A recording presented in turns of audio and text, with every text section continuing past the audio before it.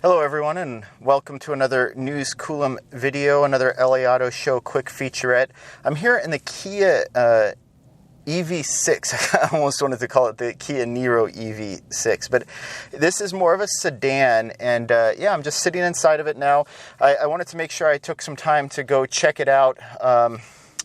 Yeah, it's nice, right? And you know, we know that Kia knows how to make EVs, right? As critical as I was of the Niro EV, there's no question that they're making capable EVs. This one looks like it's going to be a very similar platform to the Ioniq 5 in terms of the battery structure. I'd be curious to see if they're actually just doing the same thing, because it is using the 800 volt architecture, and that means that even with like a 70, I think they said 77.4 kilowatt hour battery, I could double check that again, it will be able to charge up like 220 miles of range in just 18 minutes. Now, I don't believe those range numbers, and remember, anytime you're dealing with freeway speed travel, which is when that range number actually matters, expect to cut about at least 15 to 20% off of whatever that is. So 220 miles would realistically be maybe like 170, 180 miles.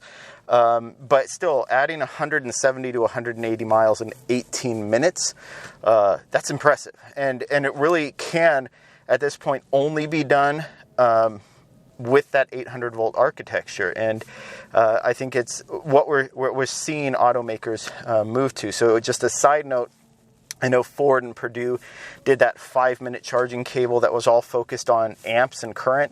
Well, most of the automakers like Kia and Hyundai and GM, right, a lot of them are going to the 800 volt architecture instead, because it allows for smaller cables without needing to push that much current, right? So they're sort of deviating from the Tesla model of just brute force as much current as you could put through a cable. So I don't know if Ford is pursuing the wrong path. No need for a 2600 amp cable. Just make a smaller cable and increase the voltage, right? Even if that technology is applied, same thing. Make a smaller cable and then increase the voltage, and let cars like this EV6, charge really, really quickly on a very easy to handle small light cable. So let's just check out the car a little bit. Like I said, I'm sitting in it. It's very comfortable. Let's see.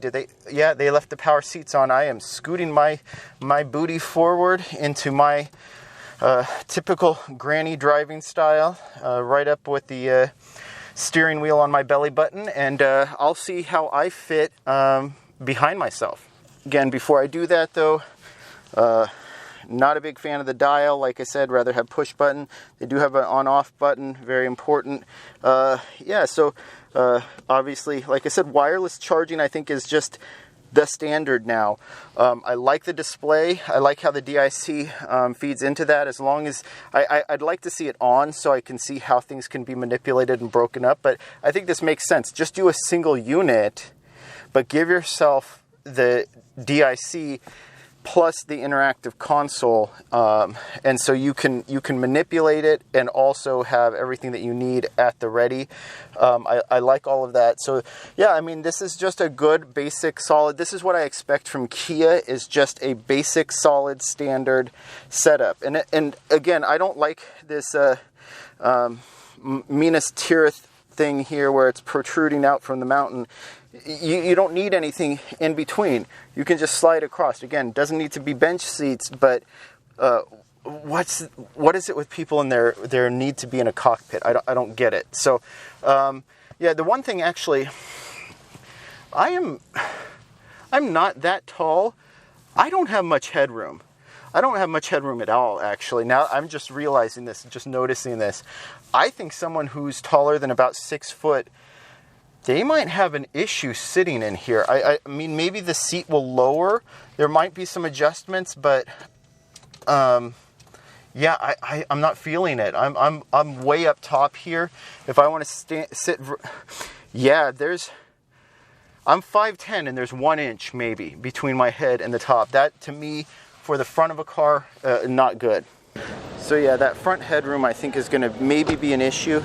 Let's see if copy Tesla, and everyone knows how to do it.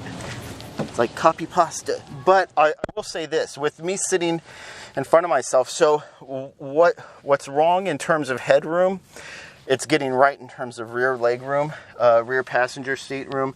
It's very comfortable back here.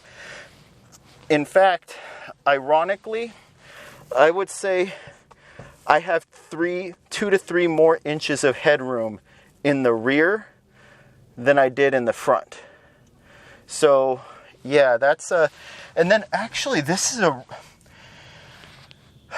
a first car I've been in a very long time where I would rather be in the rear. So Kia, get your level 5 autonomous self-driving. I want to bark orders from back here, and you just drive me wherever I want to go. I think that'll work. What a bit of a letdown though. No vents, no power plugs. Kia, what are you doing?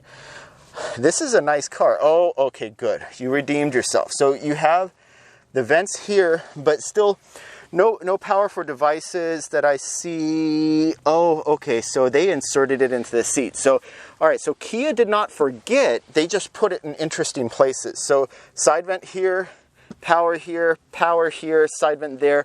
Okay, you get a pass. Again, Kia, I would rather sit in the back. I'm just going to hang out here for the rest of the auto show.